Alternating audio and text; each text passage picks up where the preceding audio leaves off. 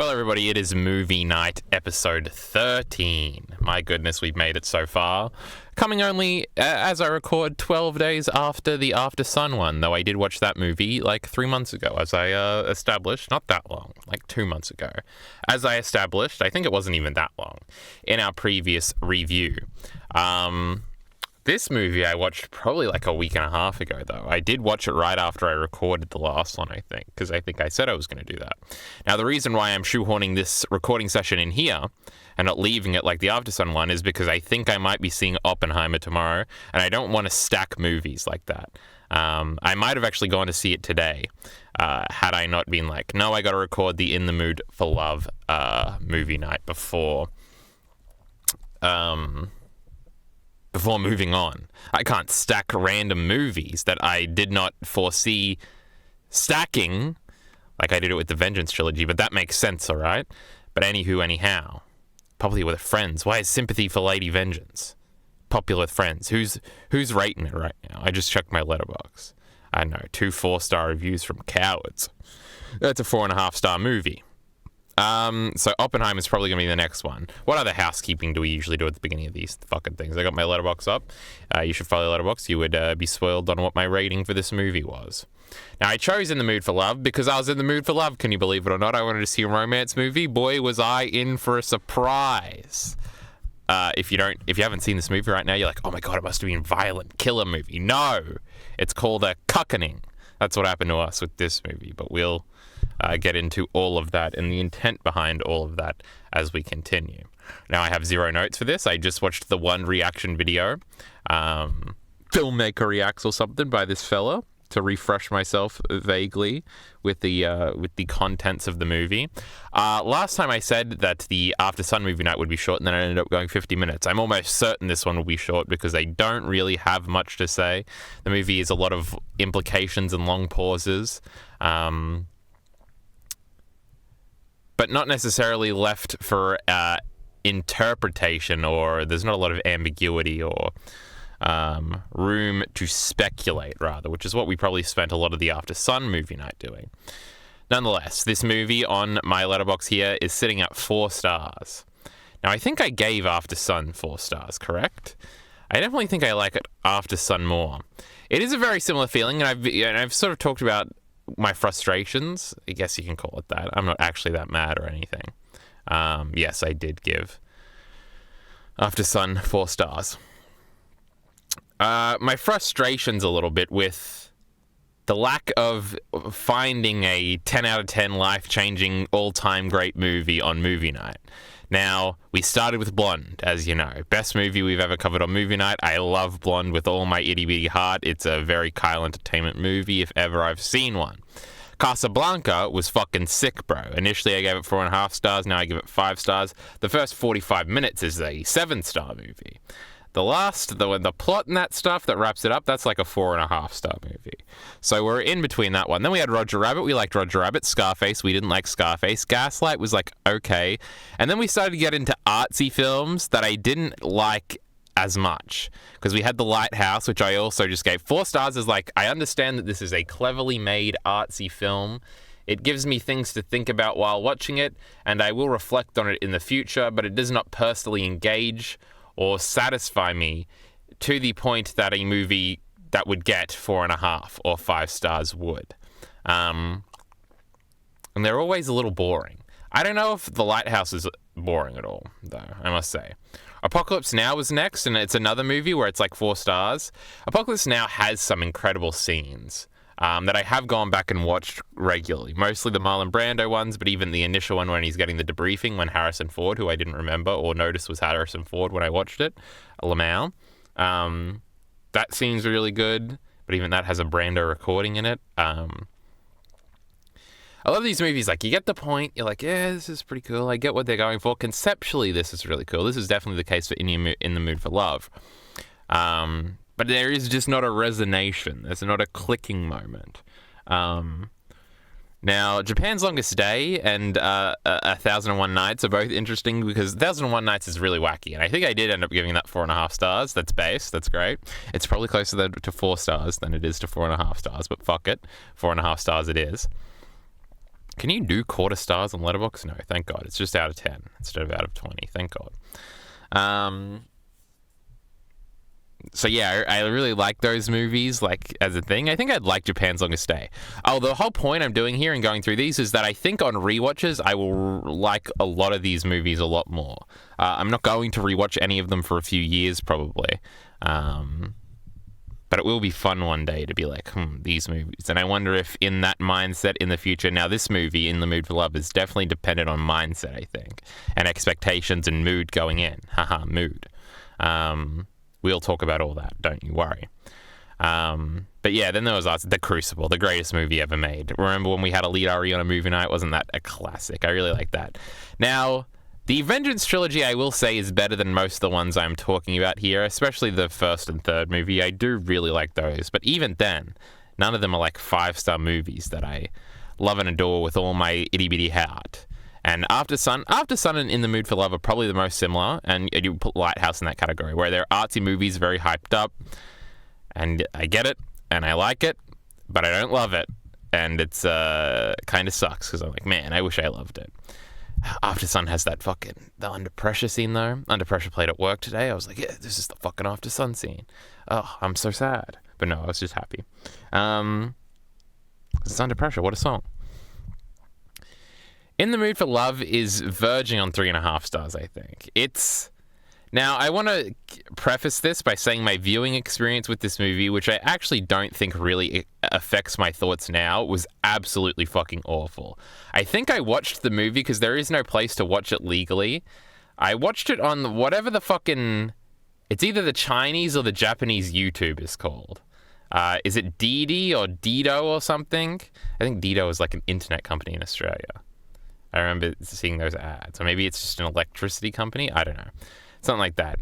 It's one of these sites.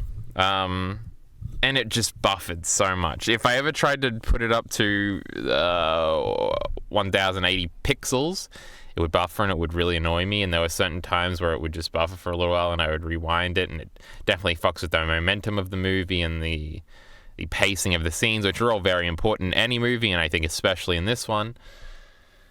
But I got the point. So I don't think like, oh, next time when I watch it fully through, I'm going to love it, even though I only kind of liked it this time. So I will preface it by that, and I was angry at certain points because of that. I get very mad when things buffer. I get slammy. Sometimes I slam controllers when I play video games. This is really the only times I have tempers, when it's stupid shit out of my control, really. And it's pissing me off. So yes, that's out of the way. Let's do a little overview conceit for people who might be watching this who haven't seen In the Mood for Love. Maybe Elite Ari's watching, all right? In the Mood for Love. Let's read the letterbox thingy. Feel the heat, keep the feeling burning, let the sensation explode. Well, that ain't what this movie is about, but then we've got... That's the little tagline they always have that are always kind of weird. Taking place in Hong Kong of 1962, a melancholy story about the love between a woman and a man who live in the same building and one day find out their husband and wife had an affair with each other. And then there's that poster, and that poster is so sensual and so sexy, and the movie just isn't. I guess it's sensual. I guess it's a lot more longing and stuff. The point is, you're thinking, oh, what an interesting... I was thinking about this with a very modern lens of like, oh, this is like a very interesting sort of experiment. It's a great conceit for a movie, obviously. It's not the most original idea, I guess. I guess most people think about this when you're with a group of friends and it's like, or if you're on a double date or something, you're like, what if... and they talk a little bit and then they smirk at each other and you're like, what the fuck is up with these two? And then you imagine it a little bit. And then most of the time you're just like, whoa. Free fuck session with the other couple, the other one left out or something. And what I thought this movie was going to be was like, oh, they fall in love, and then we follow the other two as they grieve through it, and then they fall in love, and sensual things happen. And it's like a great little conceit of like, oh, this is like a relationship born out of tragedy and terribleness, and it's probably scarred from the beginning, but we're going to get invested, and there's like a familiarity beforehand. And I was like, oh, we could do a bunch of interesting things. But I was thinking in a very modern perspective of how this would be done. There is no vengeance fuck in this movie. Basically, they do hang out and they do figure out through the machinations of the plot within like the first 20 minutes or so, maybe the first 30 minutes. The movie's a lot of shots and a lot of very like small talk, and it's padded out, not padded out, but paced out in that sort of way.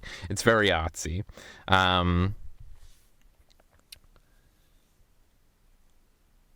So yeah, the plot doesn't really unravel and there's not really a central structure to it. But afterwards, they do something more interesting and like high art than like, oh, I want to see the revenge fuck, which is how I went into this movie. I was like, yes, I need a love story. I want it to be evil and in the mood, and oh my goodness, that'll be so happy. There's this bright red poster and he's laying on her legs and her legs are exposed, and my goodness gracious me, somebody take my jumper off. I'm getting hot in here. The point being, what was I making the point of? I was being funny, but then before that, there was an intellectually stimulating point. Comedy undercuts it, you might say. It leads us on a tangent, you might say. Oh, and then they do the high idea thing. That's what I was saying. Where instead of like vengeance fucking, they decide to start acting out like, or they're more curious about how this could have ever happened, or why people would do this, or why their spouses would do this to them. So they start to like recreate the scenes in their head of how they thought it happened, where they'll be like, oh, the first move, and they were out to dinner and they notice each other, and at first it was a coincidence, but then they started liking each other, and they sort of replay this. And it is a great layered thing of they're pretending, and throughout the whole time they're like coaching the other one on how to be their spouses. So the dude, I can't remember the names. The dude is, one of them's Mr. Chen and the other one I can't remember. I think the dude is Mr. Chen. Oh my god, we have Letterboxd up. Let's just scroll over it. Zen? No. Is neither of them Chen? Is Chen the downstairs people? Hold on. There was somebody called Chen in this movie. I'm not making this up. There's a real, one of the actors' name is Chen. Mr. Chen is somebody else. I think Mr. Chen must be, yeah. Mr. Chen is actually not the dude, but the girl's husband. And then Mr. Chow, Mrs. Chow. So it's Mr. Chow and Mrs. Chen are our main characters. Easy enough to understand. They're coaching each other. I was explaining something about that. But yeah, then they're like correcting each other, like, no, my husband would never do that, or my wife would never do that, etc., etc. And it gets subtler, and basically the lines start to blur, and when they're recreating this to try and understand, and they're obviously very actually spending a lot of time together and falling in love, and they have this whole thing where they're creating a martial arts comic or something together, literal shonen manga being created in this movie, and that's sort of their pastime, and then the people around them start to speculate that they're actually together. By the way, the other two, like the cheating spouses, are off conveniently. They're both on a work vacation right now, so clearly they're together on a holiday. So that's how they're not really involved in the plot. We do see scenes of them early on in the movie, but you actually never see their faces, just from behind, and it makes them seem so chatified. It's like, oh my god, because you don't see them, you can project all your insecurities onto them, and they're like the dude's the perfect Chad, and the girl's the perfect Stacy, and they're perfect together, even though that's probably not true at all. And you even hear their voices. They got very distinct, like deep voices, both of them. They're both very cold and sort of cut off, and it's interesting.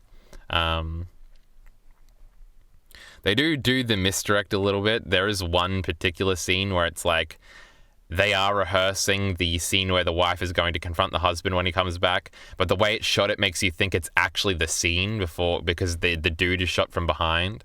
But it's actually our main character, but you think it might be the husband because we cut away from something. It's like, oh, time could have passed. And she starts doing it, and then there's like an anticlimax where she goes to slap him, but it's a really weak slap, and then it cuts back to, and you finally see the shot from the front, and it's our main dude, and he's just got a surprised look on his face, and it's just like, oh, what a fake out. I did watch the Nerd Writer video on this. He highlighted that scene, he highlighted all the frames within frames, which I'd probably noticed subconsciously, but I didn't actually think about it all while watching the movie, which seems sort of insane. Oh my god, the gain was up on the microphone so high. I don't know if this fucking audio has been disgusting up until this point. It's probably still usable, but it was probably peaking a lot, and your ears probably hurt. Hopefully, I've fixed it. Or maybe there's no difference, and I'm just making this gain shit up. Or maybe you're not paying enough attention to notice about the audio quality. In that case, I spent $200 on this fucking microphone for nothing, huh? Anywho. The girls are so slim in this. That's what I just thought of because I just looked up and saw the letterbox image.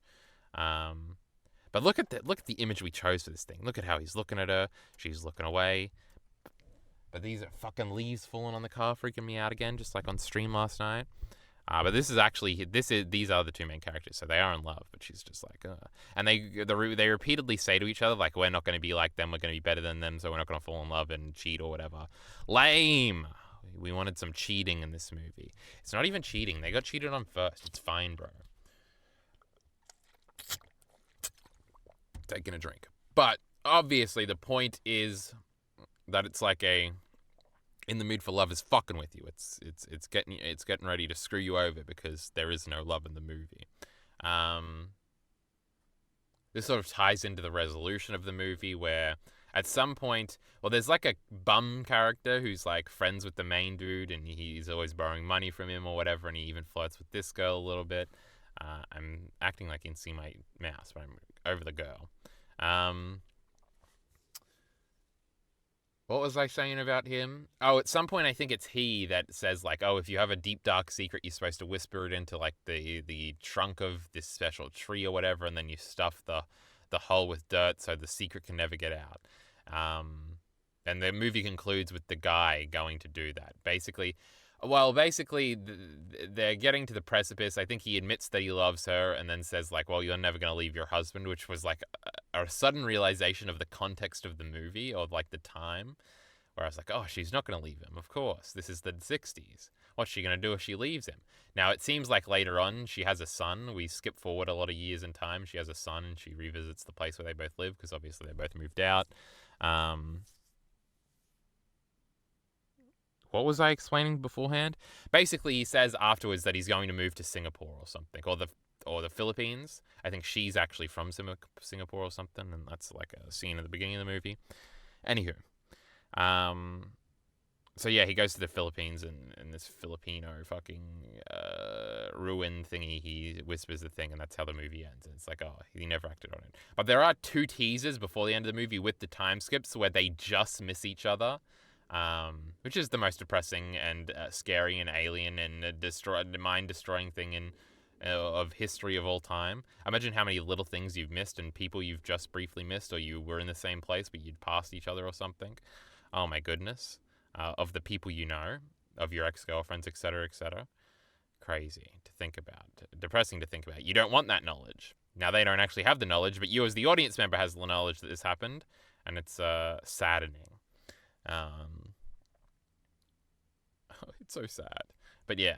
So basically, no love ends up happening between the two of them, and that's sort of the lingering feeling you get come the end of the movie. Now, I will say the soundtrack of this movie is great. There's like one theme that plays over and over and over again whenever they're like walking out of a situation or something. That is very iconic.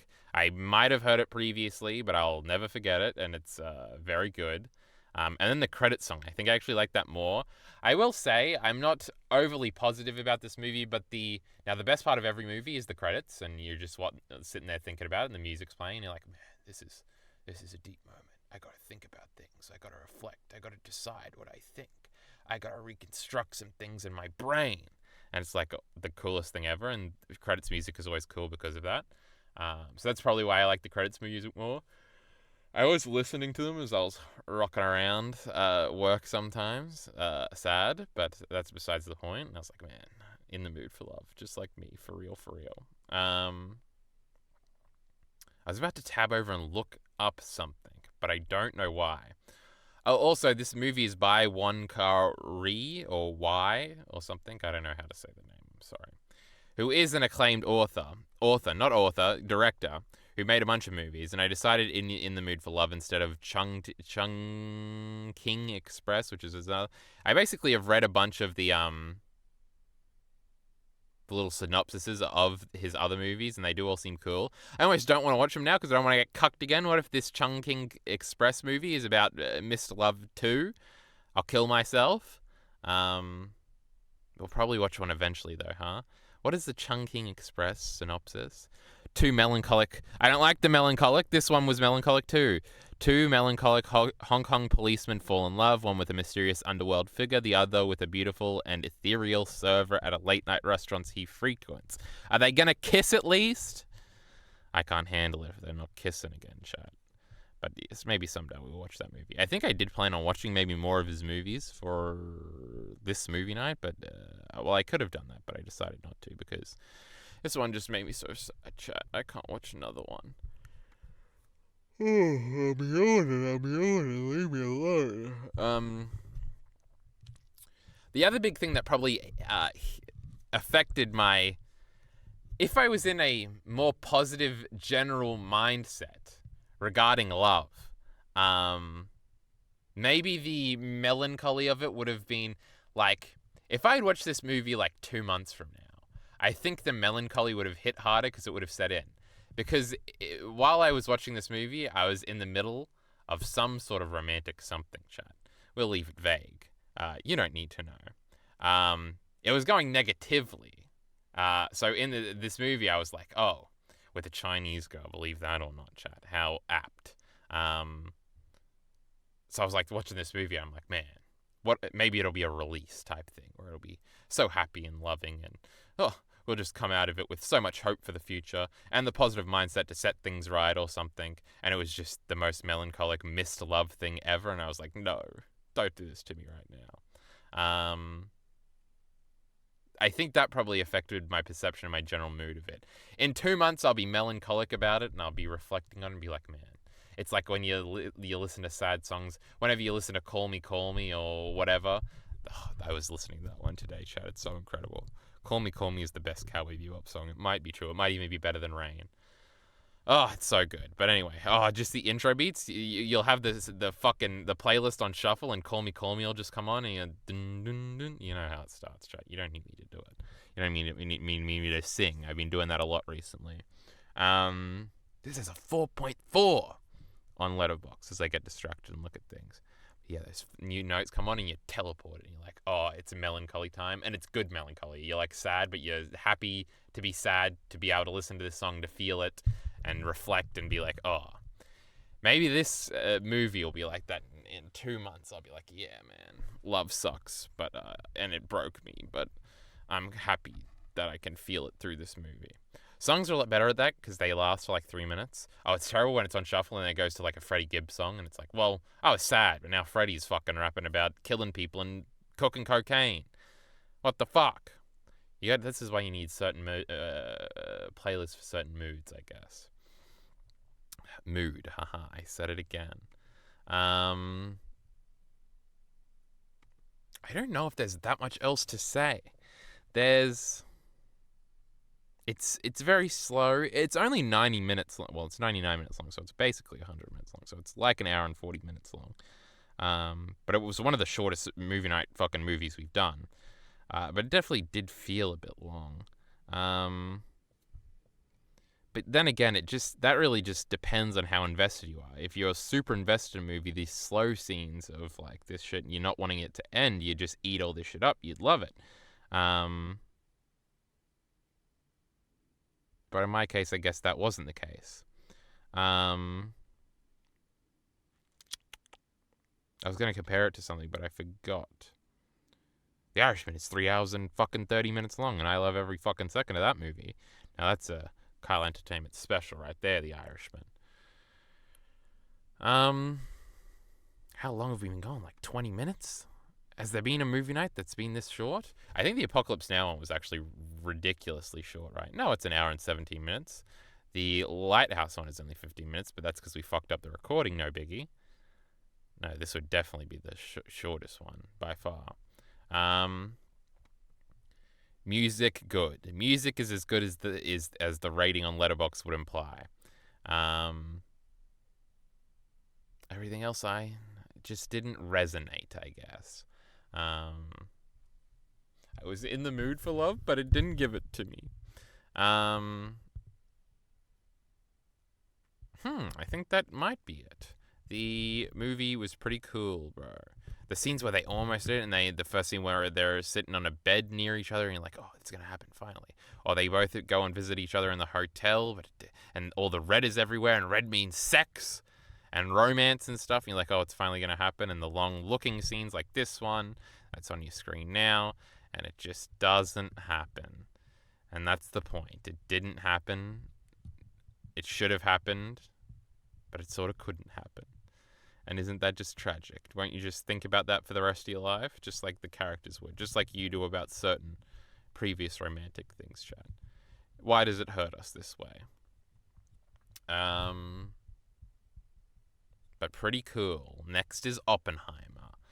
Explosions and stuff. I bet there's romance in that movie. Though I do kind of know some things about it. There's like a wife scene or something, and they fight or something. I watched the Red Letter Media video.